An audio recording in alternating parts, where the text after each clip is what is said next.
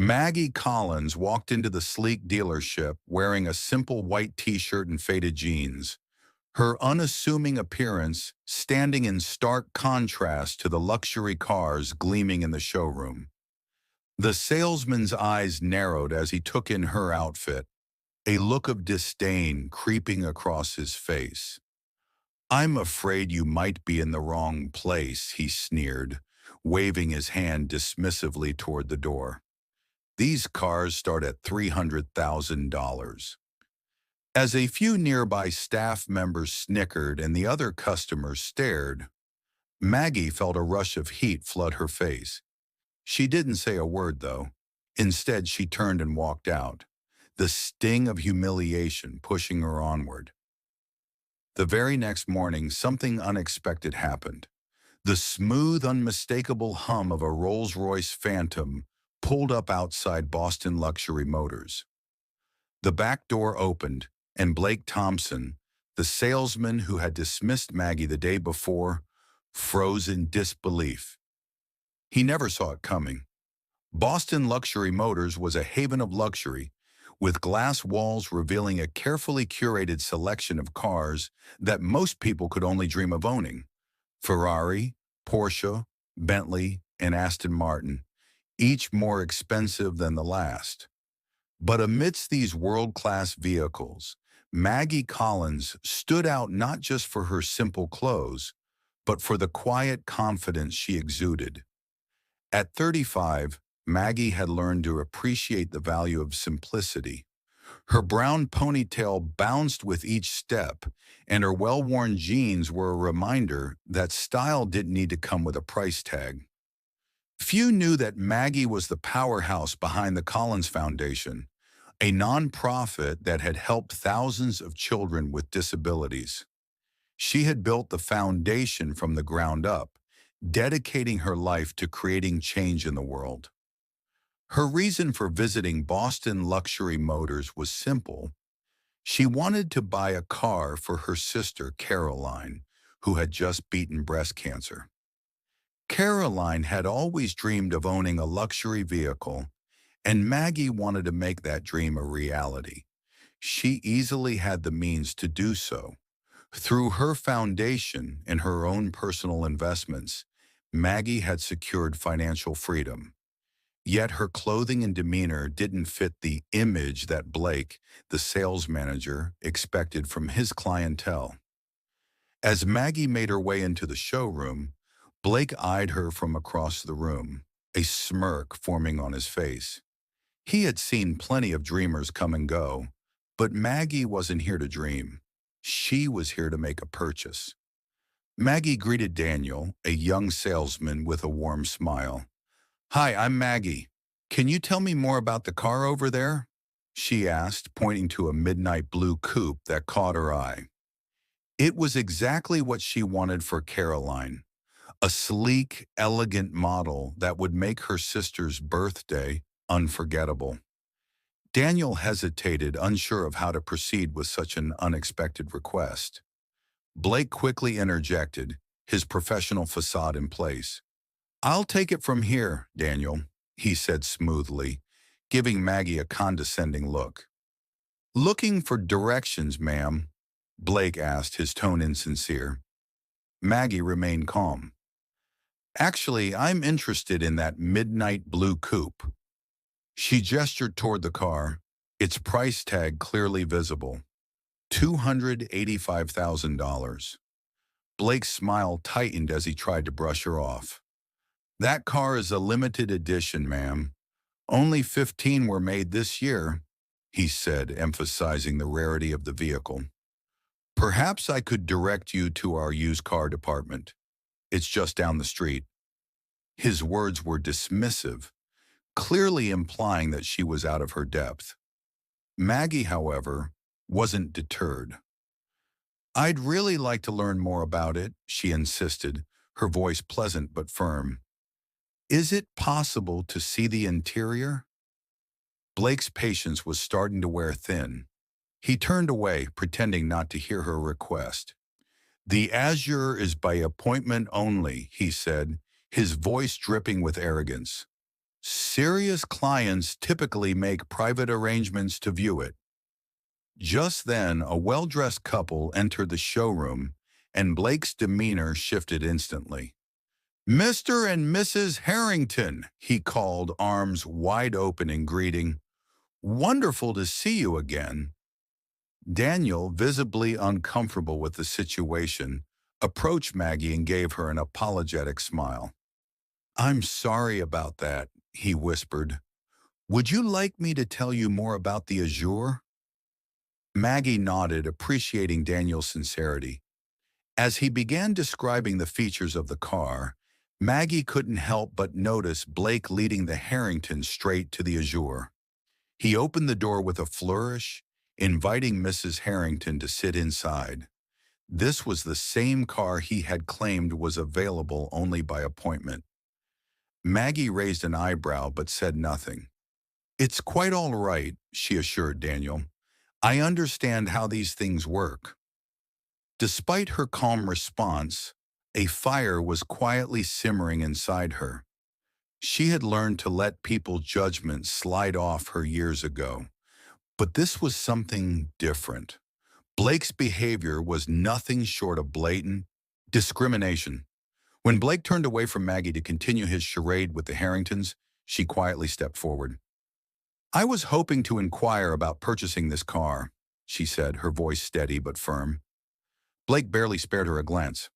"As I mentioned, this vehicle is being shown to these customers," he said dismissively. "Perhaps you could come back when you're better prepared." "I'm specifically interested in this model," Maggie replied calmly, her gaze unwavering. "For my sister's birthday next month." Blake's patience finally cracked. His voice became louder, designed to humiliate her in front of the growing crowd. "This car costs more than most people's homes," he said with a harsh laugh. "You're wasting my time and embarrassing yourself. People who can afford these cars don't dress like—" He gestured at her attire with disdain. Maggie stood tall. "I believe my money is as good as anyone else's," she said quietly, the anger building inside her, not for herself, but for everyone who had ever been treated this way, based on their appearance. Blake stepped closer, towering over her. "Let me make myself clear," he sneered. "Either make an appointment for a serious discussion, dress appropriately, or leave." The showroom fell silent, the customers watching with bated breath. Maggie's cheeks burned, not from embarrassment, but from the injustice of it all. "Is there a problem here?" A new voice broke the tension. Richard Mason, the owner of the dealership, had appeared on the scene, having heard the commotion. Blake quickly straightened his tie. "No problem, sir. I was just explaining to this lady that we operate by appointment only for serious buyers." Richard Mason's eyes flicked between Maggie's calm, composed expression and Blake's obvious discomfort. "I see," he said, his voice cool. "Miss Collins?" Maggie's heart gave a little jump. "Margaret Collins," she supplied. "Perhaps there's been some misunderstanding," Richard said, nodding slightly. "Our clientele, well, they understand the exclusivity of our vehicles." Maggie's gaze didn't falter. "I understand perfectly," she said, her voice steady despite the humiliation coursing through her. "Your sales manager has made your policies quite clear." Blake stepped forward, his voice laced with more venom than ever. "If you're genuinely interested, you can call for an appointment. But I'd suggest you bring proof of funds and dress appropriately. These cars," he gestured around the showroom, "are for a certain class of people." A murmur rippled through the onlookers. Someone snickered. Maggie looked around at the judgmental faces, at Blake's smug expression, and at the silent approval from Richard. She felt a slow but resolute smile spread across her lips. She had faced discrimination before, more times than she cared to count, but never like this. "I see," Maggie said, her voice calm but resolute. "But I won't be returning. Not to your dealership."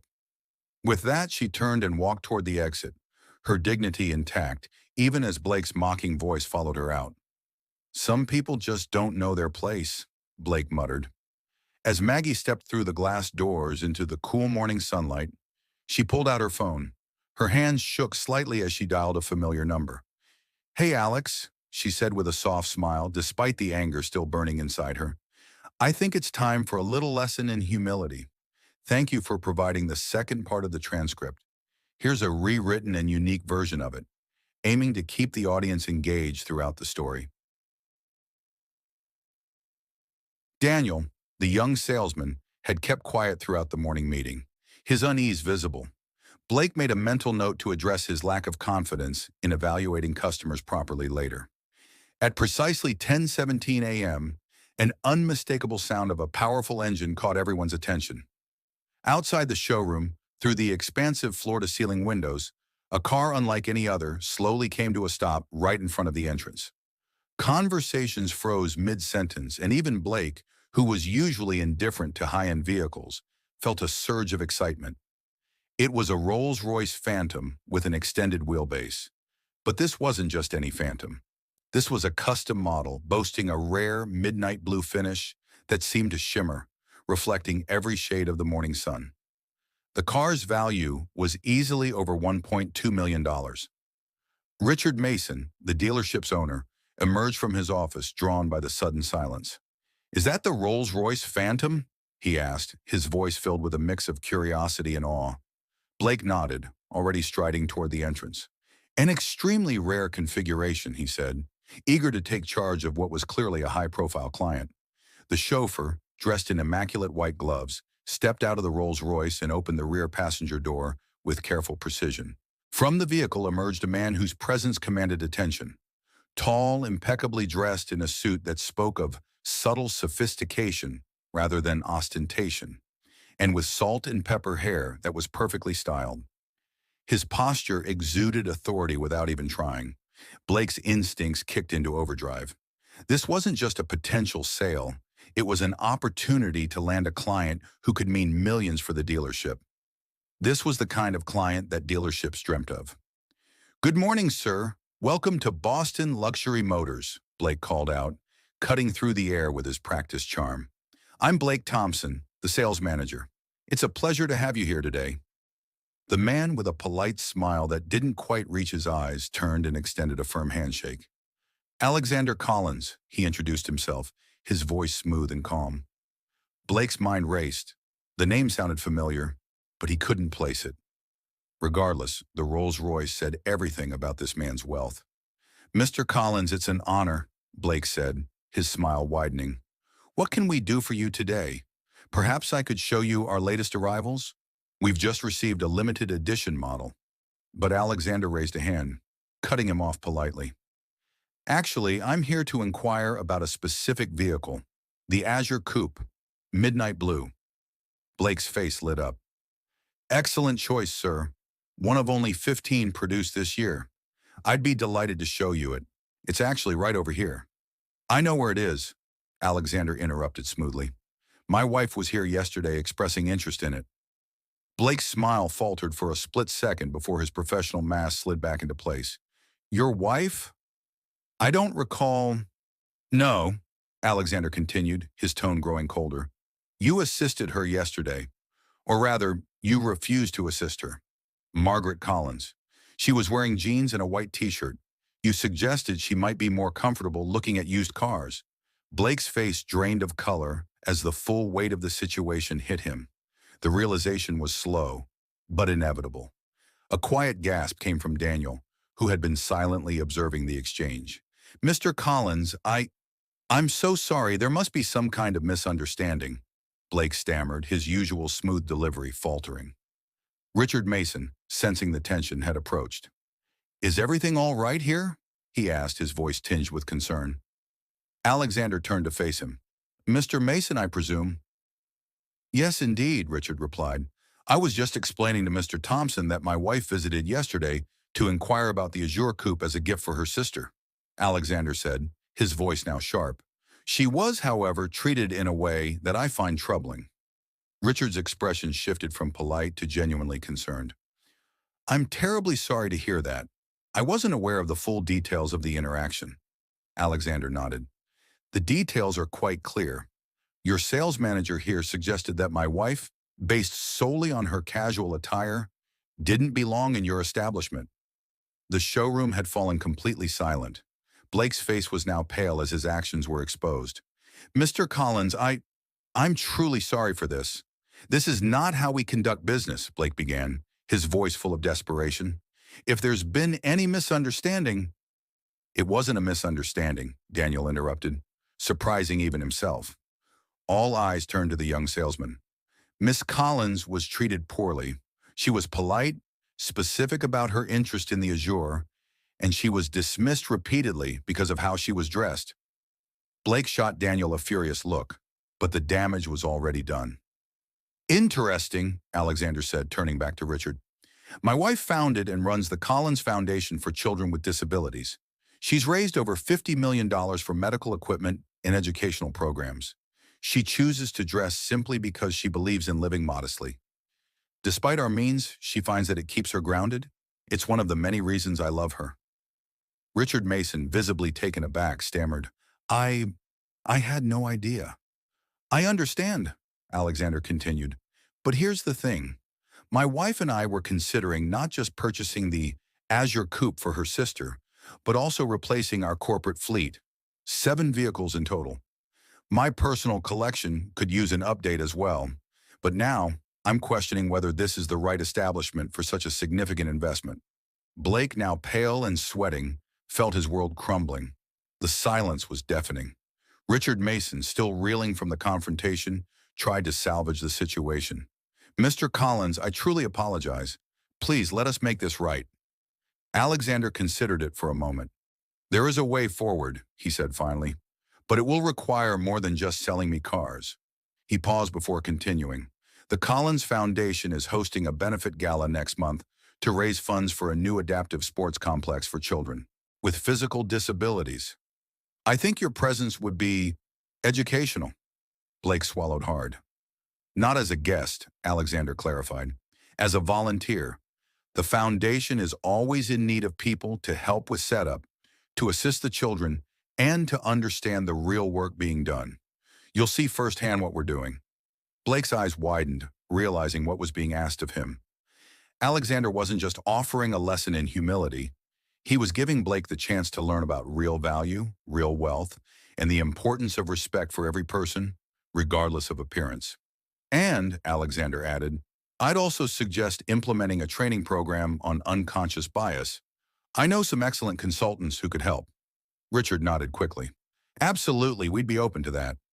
Turning to Daniel, Alexander said, I'd like you to handle all the paperwork for the Azure, for my sister-in-law, and then let's discuss the corporate fleet.